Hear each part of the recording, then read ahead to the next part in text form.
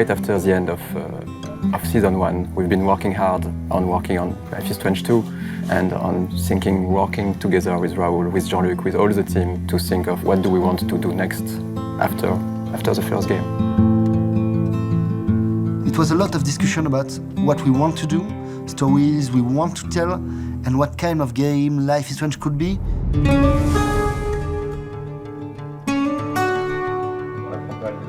Quite early, we admitted that we wanted to do something different, go with new story, new characters.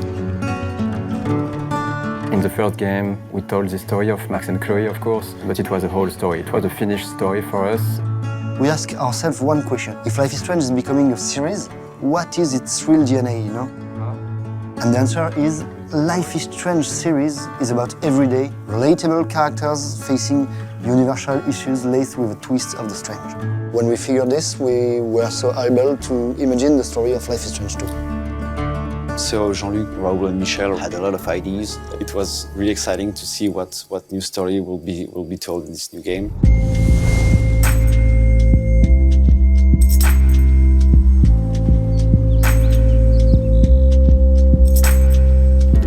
Hey, perfect timing. We decided so for this second season of Life is Strange to follow Sean and Daniel, two brothers. They are living in Seattle, and after some terrible incidents, they are forced to flee their home.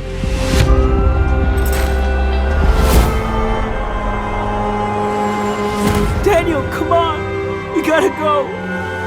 They will be on the road by themselves, and they will be trying to reach Mexico. And on top of that, there is some mystery, some supernatural elements that will happen during the journey, and the player will have to face. The streets became his friend. An important part of season 2 is this travel aspect. They're fleeing, they're on a journey, and they need to advance and to move, and they cannot stay at one place. Escapes the face. This is something also we wanted to talk about, the fact that you are on your own in the wild, and you don't have any money anymore. Can't feel the ground. You become to be an outcast, you become to be somehow homeless, and how people will look at Sean and Daniel will be really different of how they will used to be when they were in Seattle. And what happens when they have to go on the road and experience these adventures and force them to confront the world that they were sheltered by a bit.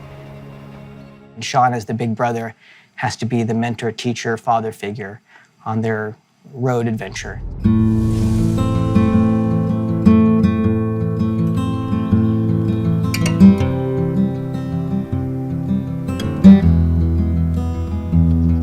Can't even take care of myself. How am I supposed to take care of us out here? As Sean, you're in charge now. You have to take care about your little brother Daniel. I got you.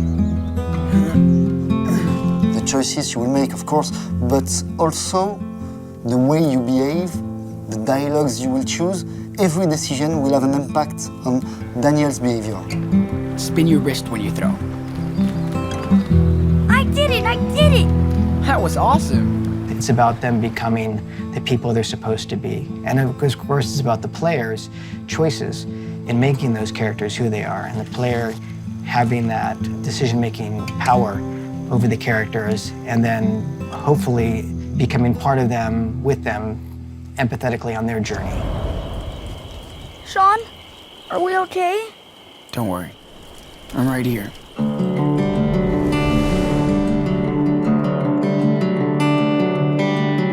There is also the overall aspect of the game, the visual, the music, the presentation, where we are keeping what we loved for the first game and making that evolve with working on better visuals and evolving the technology, but still keeping every aspect of the artistic direction, for example, of the first game.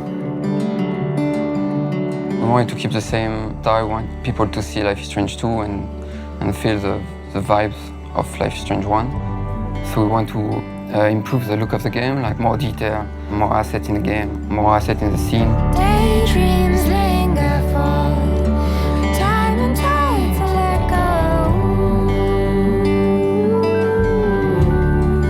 And now we have more experience, so we can focus on more interesting things. The first thing, of course, is to increase the animation's quality in the entire game. So it's coming from the body animation with more detail and also have a more higher quality for the facial animation. Come on, we can't stop here. But my feet really hurt. These shoes suck. And we've been walking for 4 days. This is a real adventure, right? So, come on, let's hit the trail. Seriously.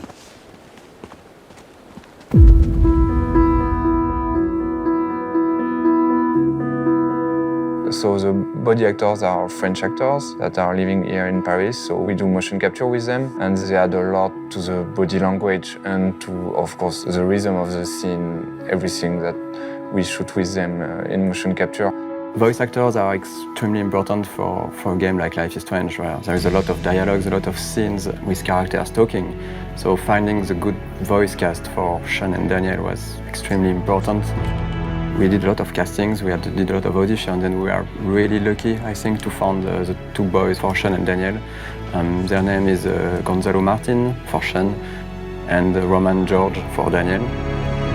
Daniel, come on, man. Okay, I'll do it. I didn't know Roman before Life is Strange. We met here on the studio. A little kid came into the room while I was recording, and they say, we're gonna do dual mic now, so he's your little brother. Really cool kid, had a lot of fun working with him, and he really has Daniel inside of him. What do I say? Just be yourself. I mean, don't tell them that we're campers, though. When me and Gonzalo work in scenes together, I think both of us, help each other get our emotions out. I really enjoy working on Life is Strange 2. It's fun, amazing. It's really cool for voiceover. Personally, it's one of my favorite things I've ever done in my acting career. Ooh, this is way better than the one back in the woods. Yeah, it is, right?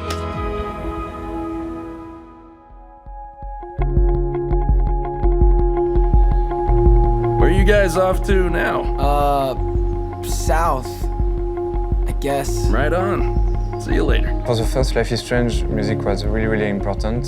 It was a mix between Jonathan Morelli music for the score and licensed tracks. We wanted to continue this way, but with small changes also. We wanted something a little different from the original one, something more electronic with a bit more processed sound and more rhythm in the music. The music is evolving all along the game, which was something we didn't do on Life is Strange 1. It brings something to the player and also to the character of the game. Yeah, we can't wait for the player to experience Sean and Daniel's journey, and we hope they will enjoy Life is Strange 2. Tag your ass and run. You're it. No way, not fair. Whatever. Okay, I'm a zombie, and I'm gonna eat you. Blah!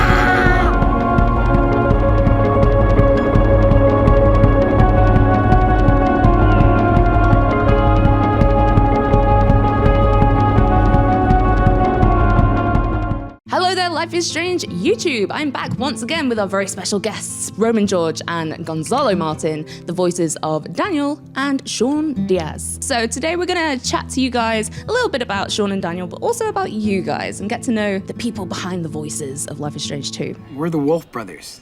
Us teach this machine a lesson, right? Yes. Go get him, little brother. Let's start off with your favorite moment from the episode so far. That could be either just during the game or during your guys' experience of voicing your characters. I like when bloopers happen because they're really funny. And when Phil laughs, it's super funny. Yeah, I like the bloopers. I think the bloopers are amazing and really funny. Who does more bloopers, you or Gonzalo? Oh, Phil would know that answer, but I think... Can we get a shout out, Phil? Who does more bloopers out of these guys? Both. Fair enough. Confirmation there. Fair enough. I think probably, like, I mess up quite a lot. I mess up with the language and the tongue twisters, and I also am always 5 steps ahead of myself, so I just gotta slow down, bring up the volume. And what was the other one, Phil? Slow it down. Slow it down, yeah. Slow it down. Can we get you to say Puerto Lobos? In what? Okay. In the classic Sean Diaz way, because everyone loves it so much. Daniel, we gotta go to Puerto Lobos. Hey, I love it. I love it. It's so cool. Puerto Lobos, Mexico. When was the first time you actually saw your character? Was it in a trailer? Was it, in the VO booth? Was it concept art? Can you remember the first time you actually saw Daniel Diaz and Sean Diaz? In my first session, I went in, did my lines, and the second session I went back in and they showed me a little preview of what the scene looked like. Cool. And I think that was the first time I actually saw my character. Right, and okay. I was like, he looks a lot like me. Yeah, you guys actually do look very similar in both of your characters. Wow, you really got... I didn't get all that. I didn't know I was working on Life is Strange until like a month before it came out. After I had done a lot of recording sessions, then they finally allowed me to see a little glimpse of, what are we doing? And they showed me a concept art of Sean, but just a picture. And I was like, oh, cool, it kind of looks like my headshot, like just a little bit, different. And they're like, yeah, I mean, it's not based off of you. Don't get any wrong ideas. It was weird the first time. I was like, oh, okay, so that's not me. And then later they showed me a little bit of the scene that we had recorded months prior. I always see comments from people saying, is Gonzalo cosplaying as Sean or is Sean cosplaying as Gonzalo? You guys look too similar. This is interesting. So this is more kind of based on your survival skills. Obviously you guys, your characters have to survive out in the wild. But if you were in the similar situation, would you be able to make a fire? Would you be able to look after yourself, battle the elements, sleep outside in a cave? Do you think you'd be able to do all that kind of stuff? This is a great question, actually. I love going outdoors, surfing, skating, I like camping, I like fishing, I like hunting, everything. Actually, recently I went to Mammoth for a camping trip with my neighbor, and we had to start our own fire, we had to do a lot of stuff, we even caught food via... Nice. Yeah. I would be able to survive as well. We'd make a good team, definitely. Just like him, I'm very outdoorsy, like being in nature, just being prepared for anything. And I will say that having played Sean definitely got me, more into thinking about your characters going through this. How ready are you if this happens to you? So I definitely got more into the mindset of getting ready for if something happens. In episode 2, Sean and Daniel have to basically survive off ravioli in the cabin. Is there one canned food that you guys could eat for 3 meals a day? I'm gonna have to go with canned beans or canned corn. Okay. Canned corn. I like corn no matter what. This is not really canned, but I like military food. In the bags, they're actually really good. Okay, interesting. Yeah, the survival food nowadays is just as good as restaurant food. Honestly, I'm not kidding. I mean, nothing from a can is probably good 3 times a day for 3 weeks. We're all good with surviving in the outdoors and making fires, but canned food, nah, no. Throughout Life is Strange 2, you guys go on a bit of a road trip and a journey, and you see all these different places. But is there one place in Life is Strange 2 that you'd want to go to in real life if you haven't already? I'd love to go to Portland. I mean, I was blown away by the landscapes and the settings of the first episode. Definitely made me want to go check it out sometime. The rest of the episodes also, on Beaver Creek, I've been to Colorado, and it's also beautiful, and they did an excellent job painting the settings really well. So, but Portland for me. I like episode 1 too. I mean, the forest and the traveling, all the rivers, the lakes. I think that was really cool. So I like Seattle. We're actually in Seattle right now. Indeed, yeah. So I did visit it, but I gotta go with Seattle. Music is such a vital component of the games, and people they love those soundtracks so much. And the guys at Don't Nod, they put together such an amazing soundtrack. But in terms of your guys' music tastes, what do you listen to the most, would you say? First off, I'm just gonna say the soundtrack in Life is Strange 2 is phenomenal. When I play the game, I'm always vibing out to that music. It's beautiful It is. tracks, yeah. But if I had to go with my favorite, I like any music. I mean, I listen to a lot of hip hop and rap just because there's a lot of people who do listen to it now, but I'll go with, my dad's classic rock, Led Zeppelin, same. It's just I'll listen to anything pretty much. I enjoy listening to what's new, what's different, but I've definitely, on my time of just enjoying myself with music, it's definitely the classics. I'm an old soul, so I like all like Queen, yeah, Guns N' Roses, anything from the 70s onwards up to the 2000s. That was when the music was real good. Speaking of Queen, have you seen Bohemian Rhapsody yet? Yes. I have. What are your thoughts? It was amazing. I liked it. Out of this world, yeah. I mean, Rami Malek did an amazing performance, and the way they handled it all. They could have done other stuff, and let's just say it was very Hollywoody, and they could have touched other subjects, but overall it was an amazing film. I think the final scene where it's the Live Aid concert is just incredible. Your hair's up, yeah, everything. Life is Strange as well has quite a lot of meme culture involved in it and some little like Easter eggs and hidden jokes and stuff. Do you have a favorite meme? I honestly don't know. There's so many out there. Memes are so big now. I mean, it's hard. It is hard. For me personally, it would be Shocked Pikachu. It's a great reaction for anything where Pikachu face is just like... Oh, there's a shark puppet. A shark puppet? Yeah, and he like streams with like a very high-pitched stream and super funny. Okay. But I think I'll just go with that. I was actually very surprised when I saw that a lot of fans create memes of the game, like of Life is Strange. And I was like, oh, there's a bunch of stuff here. And I started looking at it, and it was quite funny. And I really appreciate it when like fans, you know, become creative and just create new stuff out of, you know, what they have. And so I gather all of this guy's memes that he did, like small clips and videos, and I posted it because like I thought they were just so funny. They were really worth sharing. I can't remember his handle, but yeah, I shared it on my Instagram, and there's like a compilation of all the ones he did. He did like a small little teaser trailer before episode 4 came out, but with like mixing a lot of pop culture references with like the Avengers and stuff, and with really great music, really well done. So I've got a question for you, Roman. Daniel has telekinesis, of course. But if you were to have a power in real life, and you could have, let's say you could have 3 powers, you're a massive superhero. What 3 powers would you have? Daniel's power. Okay. Cool. I suck at pronouncing the name of it. Telekinesis. Telekinesis. I think I said it right, but yeah. Daniel's power. I'd like to be invisible, and I'd like to fly. Okay, good selection. You'd be unstoppable. I love that.